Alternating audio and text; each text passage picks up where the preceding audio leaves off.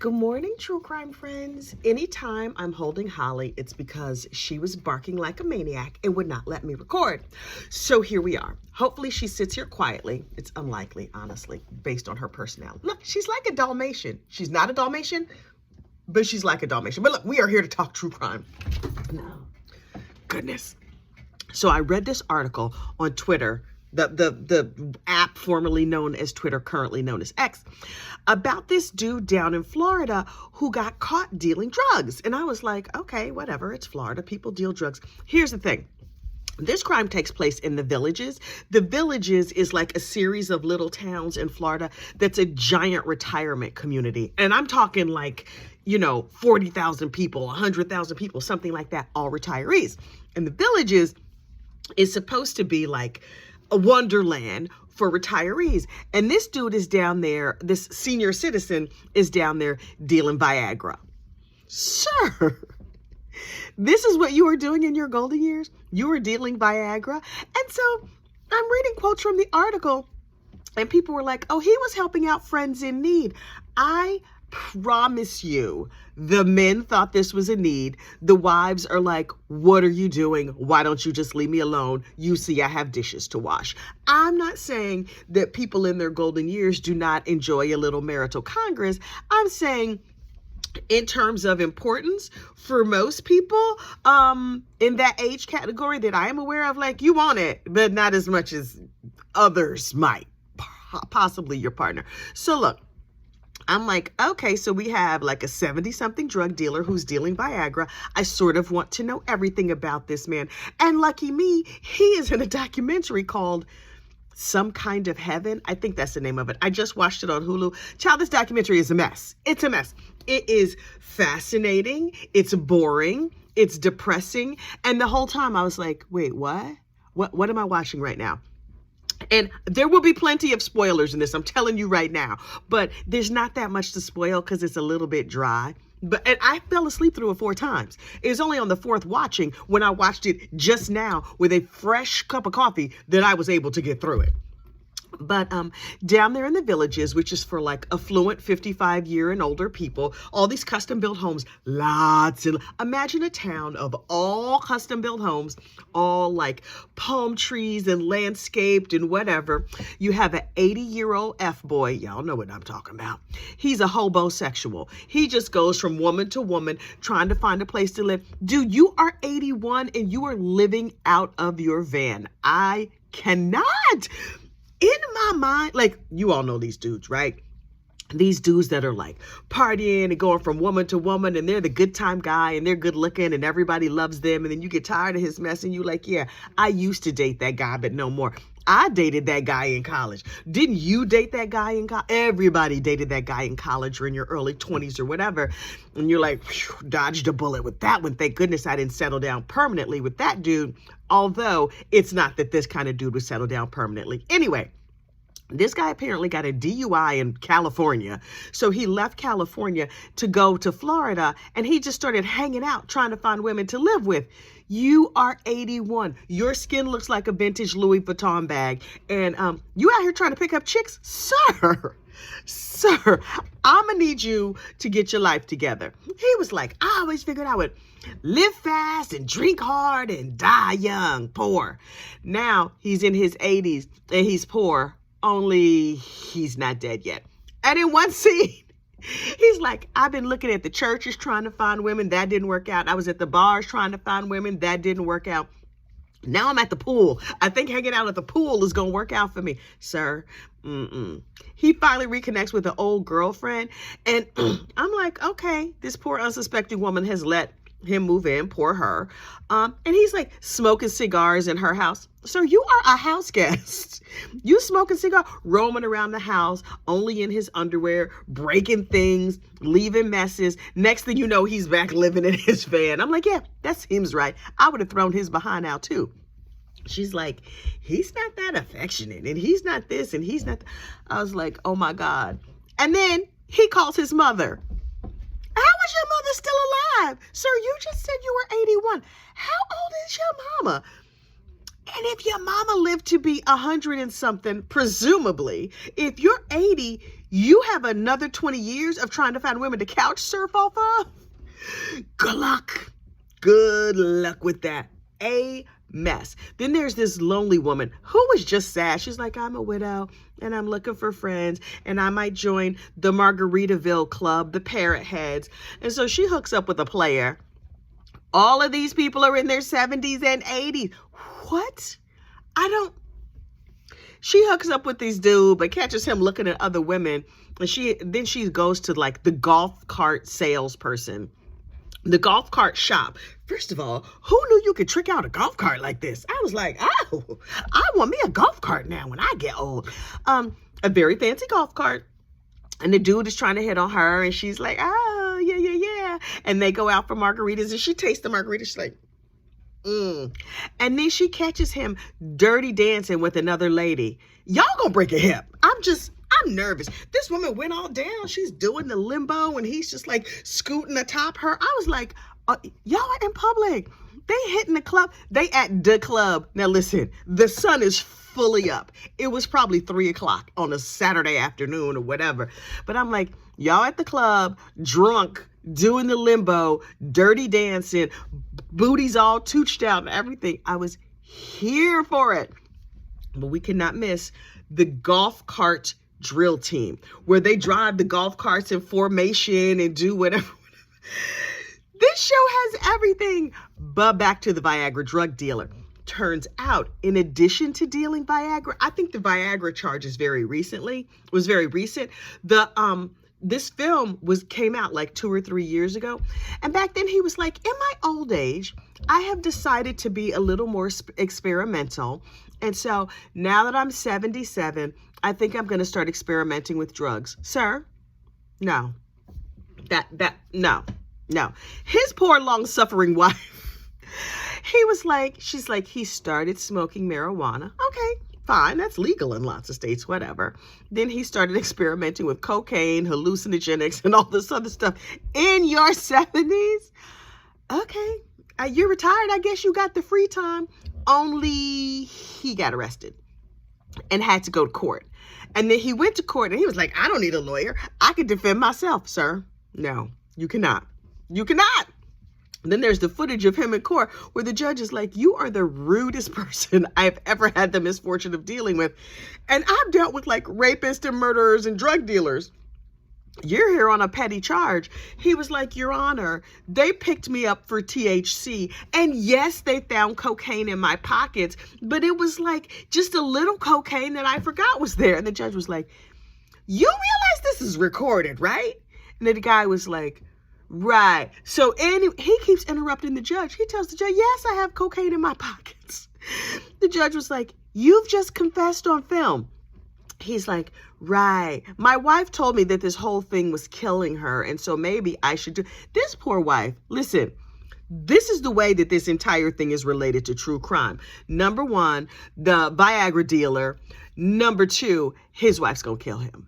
And we as a community may get together and help. That way, she could just be like a widow with all of his money and none of the aggravation. Ma'am, you're going to need to join our little WhatsApp group because this is a public video. There's not really a WhatsApp group where groups of women get together and plan to unalive their husbands or their enemies. So I'm just saying, my mother talks about, she's like, I see them over there playing wink 'em, blink 'em, and nod. And I'm like, girl, get on the WhatsApp group. Make a WhatsApp group with your friends. And the reason I say WhatsApp, that's not a commercial. WhatsApp offers you end-to-end encryption. So they can't just like subpoena and get all the information. Ma'am, lady down in Florida whose husband was the Viagra dealer. Girl, you need a WhatsApp group worse than anybody I ever seen in my life. You're going to need some extermination. And then we will all cry. You can have a GoFundMe. We can just be like, oh, I'm so sad that whatever his name is passed away. Girl. Here's the thing. When I was younger, I was like, oh, that person is just doing that because they're young and foolish. And some people outgrow that. Child, the things I did when I was young. Whew, I was a mess. But it had not occurred to me somehow that you could live to be 70, 80, 90 years old and still be engaged in the same kind of foolishness that 20 and 30-year-olds engaged in. So it turns out some folks get older but not wiser. And I'm not saying you should unalive them on those bases. Not at all. What I'm saying is, if you partner with somebody and they a fool when they're young, expect them to be a fool when they old. And so you should definitely govern yourselves accordingly. Young people, I'm talking to y'all. Govern yourselves accordingly. I have heard a couple of stories lately about people who were like engaging in risky yet consensual behavior of the intimate variety, and some crazy things have jumped off. And I'm like, what did you do when the crazy thing jumped off? And they were like, yeah, I just averted my attention and focused on something else. And the prosthetic leg, I just was able to put that out of my mind. And I'm like, wait, what now? I'm sorry, what? I told that full story over on the behind the scenes, over on the memberships, because that was not a public video friendly story. Not at all. It's at the professional gossip level, because child, y'all not catching me out. Not here out in public. Hey, everybody who watches the non-member part of this channel. Thank you so much for being here. I really, really appreciate it. Anyway, look, all I'm saying is that some old people are up to some mess. And I knew old people were up to some mess. I didn't know they were up to the level of mess that they are absolutely up to. A girlfriend of mine, shout out to Nell down there in Tennessee, has this idea that when all of our husbands are dead, because of course they're all going to die first, because, you know, women, we take care of ourselves, we exercise, got the vitamins. Men are like, flu shot? I don't need a flu shot. Anyway, when all of our husbands are dead, all my girlfriends from college and I were going to get together and get a big house that we're going to call the Badass Ladies Compound. And we're just going to live there, like Golden Girls style, in a mansion. And maybe we'll have like men come in. You can have a man friend visitor if you want to. That's your business. But this is the ladies compound, the Badass Ladies Compound. Well, we just come, you get yourself a room, you chill out, and you relax, trouble-free. Yes, there will be a pool boy. Yes, there will be a handyman and a maintenance man who can maintenance whatever your needs happen to be. And then he can go home and you can live in some peace and damn quiet without having to wrangle some idiot that you happen to be married to, because it's a single lady situation, mostly a widowed lady situation. I mean, I'm assuming we'll all be widows, because you know we gonna live longer. Everybody, we love our husbands. I adore my husband. I feel like I would not be me without him. But I could also make a case, once my kids are grown and everybody's old and whatever, of, you know, not continuing to take care of folks long term. But I'm just saying, you know, till death do us part. I'm not going to kill him. But after he dies, I'm going to be like, okay, well, now I can just go on over to the Badass Ladies Compound, because that's what you do, right? Right. So look, I don't normally record on Sundays, but looking at this mess, I was like, oh, I definitely need to have a conversation about it.